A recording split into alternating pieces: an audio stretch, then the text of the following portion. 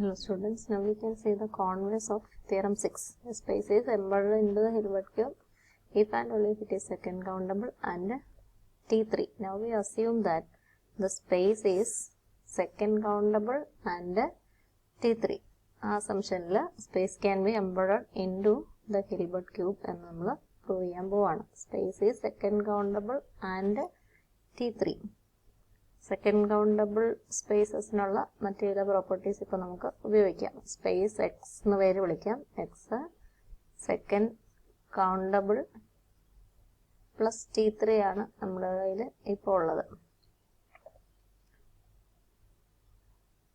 Second countable space എല്ലാം Lindelof ആണ് എന്നൊരു തിയറം ഉണ്ട്.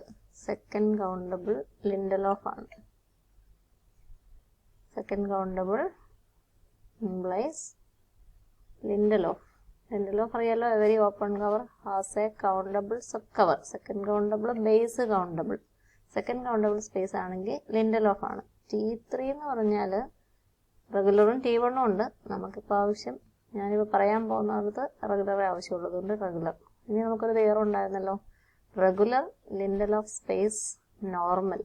ഇപ്പോൾ നമ്മുടെ space റെഗുലറുമായി ലിൻഡലോഫുമായി regular Lindelof space normal. അപ്പോൾ നമ്മുടെ സ്പേസ് എക്സ് നോർമൽ ആണെങ്കിൽ രണ്ട് ക്ലോസ്ഡ് സെറ്റ്സിനെ ഓപ്പൺ സെറ്റ്സിന്റെ ടേംസിൽ സെപ്പറേറ്റ് ചെയ്യുമെന്ന് പറയാം.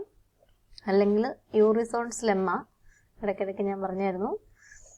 നമ്മളുടെ കംപ്ലീറ്റ്ലി റെഗുലാരിറ്റിയുടെ ഡെഫിനിഷൻ, അത് രണ്ട് ഡെഫിനിഷനാണ് റെഗുലാരിറ്റി കംപ്ലീറ്റ്. അതുപോലെ രണ്ട് ക്ലോസ്ഡ് സെറ്റ്സ് സി ഡി എന്നായിരുന്നു പറയാം, എയും ബിയും വേണേലും പറയാം.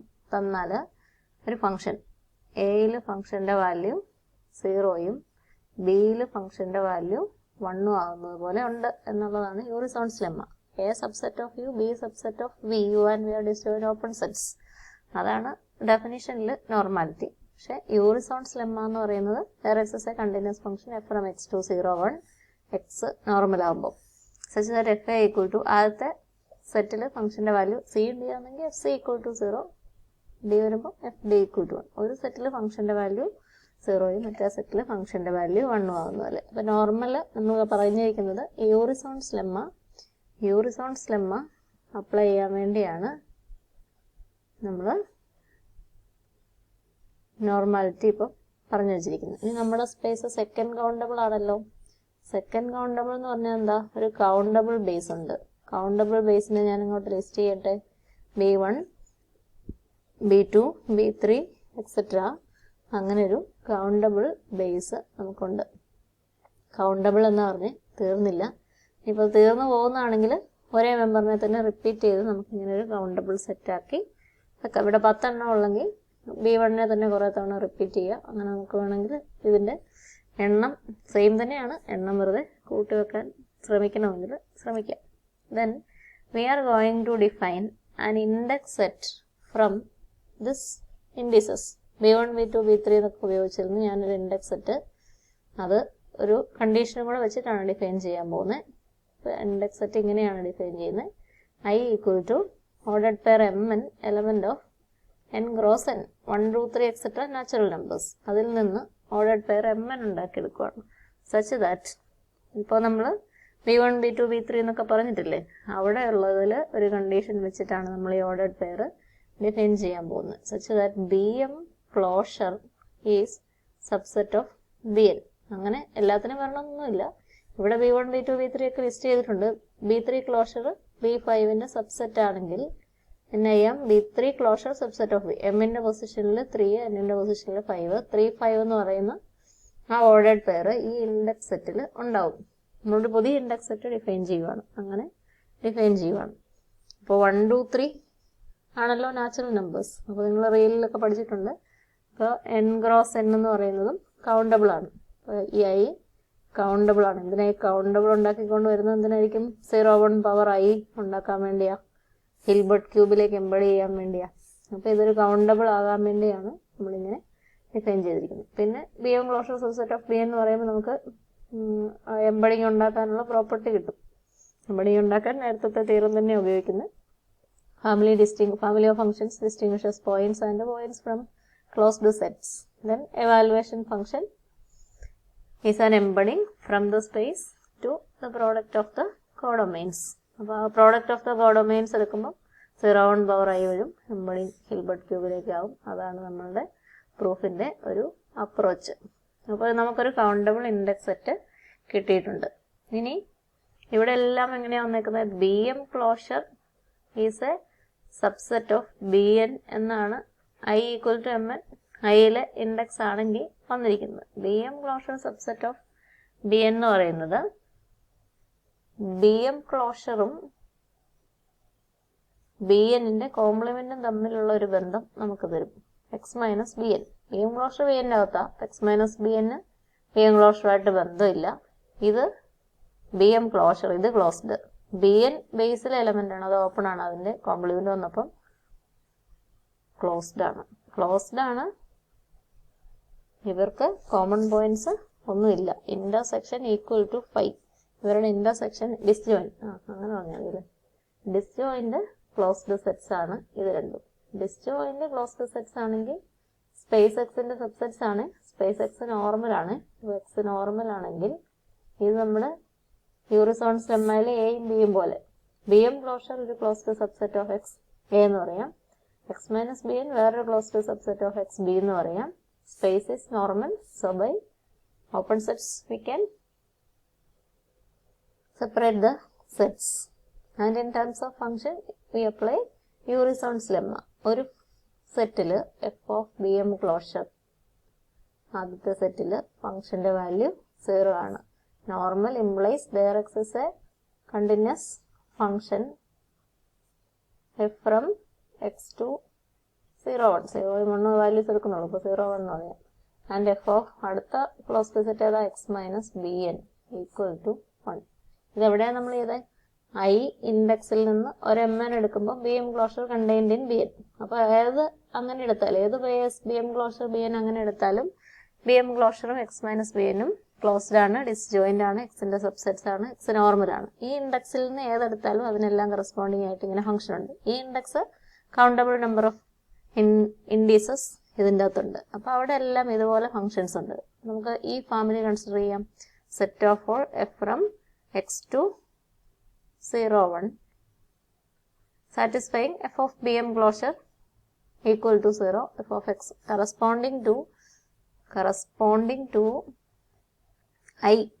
ഇൻഡെക്സ് സെറ്റ് ഐ എടുക്കുമ്പം നമുക്ക് ഫോം ചെയ്യാവുന്ന ഓരോ ഇൻഡെക്സ് സെറ്റ് ഐക്കും കറസ്പോണ്ടിങ് ആയിട്ട് ഒരു ബി എം ക്ലോഷർ ഒരു ബി എനും ഉള്ളത്. അത് വെച്ച് നമുക്ക് 2 ക്ലോസ്ഡ് സെറ്റ്സ് കിട്ടും. അപ്പോഴൊക്കെ സ്പേസ് നോർമൽ ആയതുകൊണ്ട് നമുക്ക് ഇങ്ങനെ ഫംഗ്ഷൻസ് കിട്ടും കറസ്പോണ്ടിങ് ടു ഐ. ഈ ഐയിലെ ഓരോ ബേസിനും എം എന്നിന് തന്നെയല്ല, ബി എം ക്ലോഷറിനും ബി എന്നിനും, അതല്ലെങ്കിൽ ബി എം ക്ലോഷറിനും അതിന് കറസ്പോണ്ടിങ് ആയിട്ടുണ്ടാകുന്ന എക്സ് മൈനസ് ബി എൻ, ആ ക്ലോസ്ഡ് സെറ്റ്സ് നോർമൽ സ്പേസിന്റെ ക്ലോസ്ഡ് സബ്സെറ്റ്സ് ആണ്. നോർമാലിറ്റിയുടെ ക്യാരക്ടറൈസേഷൻ അപ്ലൈ ചെയ്യുമ്പം ഈ എം എൻ ഒരെണ്ണം കിട്ടും, വേറൊരു എം എൻ ഇതിൻ്റെ അതിനും ഇങ്ങനെ കിട്ടും. അപ്പോൾ അങ്ങനെ കുറേ ഫംഗ്ഷൻസ് ഉണ്ടായിക്കൊണ്ടിരിക്കുന്നു. അപ്പോൾ ഈ ഫംഗ്ഷൻസിനെ നമ്മൾ എടുക്കുകയാണ്. Now we claim that this family of functions distinguishes points and points from closed sets. Points from closed sets നമുക്ക് ആദ്യം പ്രൂവ് ചെയ്യാം.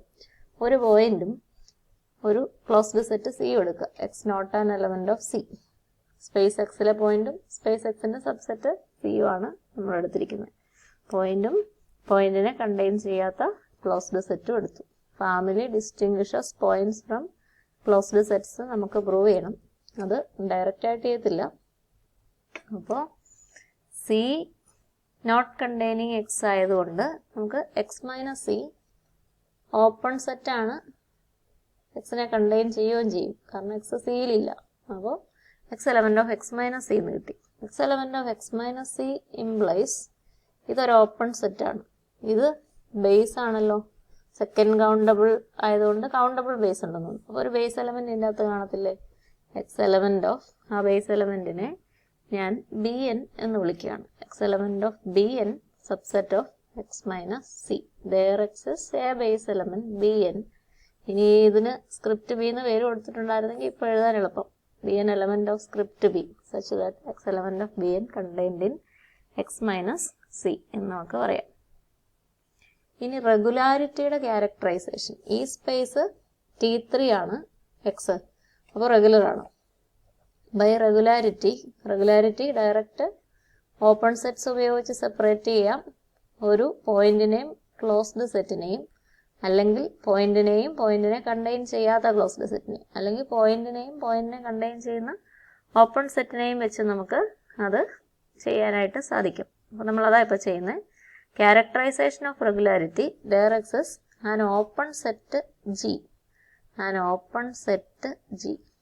പോയിന്റ് എക്സും അതിനെ കണ്ടെയ്ൻ ചെയ്യുന്ന ഒരു ഓപ്പൺ സെറ്റ് ബി എന്നും ഇതാപ്പോൾ നമ്മൾ എടുക്കുന്നത്. എക്സ് മൈനസ് സിയും അങ്ങനെയാണ്, പക്ഷെ ഇപ്പം നമ്മൾ ബി എൻ എടുക്കുന്നത്. പോയിന്റിനെ കണ്ടെയ്ൻ ചെയ്യാത്ത ക്ലോസ്ഡ് സെറ്റും എടുത്ത് പറയാം, പോയിന്റിനെ കണ്ടെയ്ൻ ചെയ്യുന്ന ഓപ്പൺ സെറ്റും എടുത്ത് റെഗുലാരിറ്റി പറയാമെന്ന് ഞാൻ നേരത്തെ പറഞ്ഞിട്ടുണ്ട്. അപ്പോൾ by regularity there exists an open set say G such that എങ്ങനെയാ x element of G and G closure is a subset of Bn.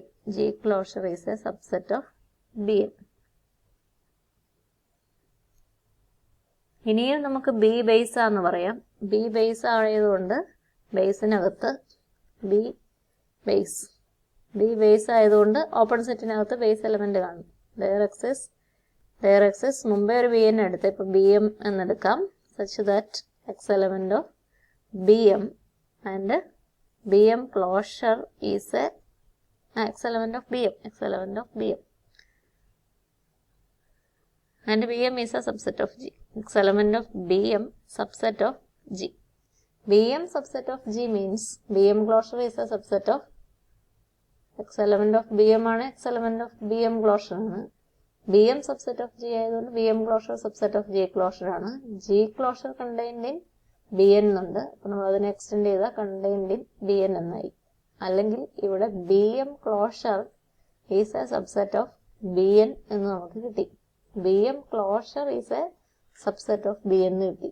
Bm closure subset of Bn എന്നുള്ളത് സാറ്റിസ്ഫൈ ചെയ്യുന്ന M എന്നും ഐയിൽ വരും. So Mn element of I. Mn ഐയിലാണെങ്കിൽ എന്നാ നമ്മൾ പറഞ്ഞിരിക്കുന്നത്? Mn ഐയിലാണെങ്കിൽ ഓരോ Mn element of Iക്കും കറസ്പോണ്ടിങ് ആയിട്ട് ഇങ്ങനെ ഫങ്ഷൻസ് ഉണ്ടെന്നാണ് പറഞ്ഞത്. അപ്പോൾ f of Bm closure equal to 0യും f of Bn അല്ല f of x minus Bn equal to 1 ആകുന്ന ഫംഗ്ഷൻ ഈ ഫാമിലി ഓഫ് ഫംഗ്ഷൻസ്, നമ്മളൊരു ഫാമിലി ഓഫ് ഫംഗ്ഷൻസ് പറഞ്ഞിട്ടുണ്ടല്ലോ, അതിൻ്റെ അകത്ത് ഉണ്ട്. f of Bm closure 0, f of x minus Bn equal to 1. ഇവർക്ക് c യുമായിട്ടൊരു ബന്ധമുണ്ട്. എവിടെയാണ് നമ്മൾ പറഞ്ഞത്? Bn is contained in x minus c. So c is a subset of x minus Bn. f of x, c ഇതിന്റെ subset ആണ്. അപ്പോൾ f of c എത്രയായിരിക്കും? f of c 1 ആയിരിക്കും. f of x എന്ന് പറയുന്നത് എന്നതാ? x എവിടെയാ? x Bm ക്ലോഷറിലെ പോയിന്റാ. f of Bm ക്ലോഷർ 0യാ. അപ്പോൾ f of x എന്ന് പറയുന്നത് എന്താ? x എലമെന്റ് ഓഫ് Bm ക്ലോഷറിലെ മുഴുവൻ പോയിന്റിനും ഫംഗ്ഷന്റെ വാല്യൂ 0 ആണ്. f of x 0യും f of c 1 ആണ്.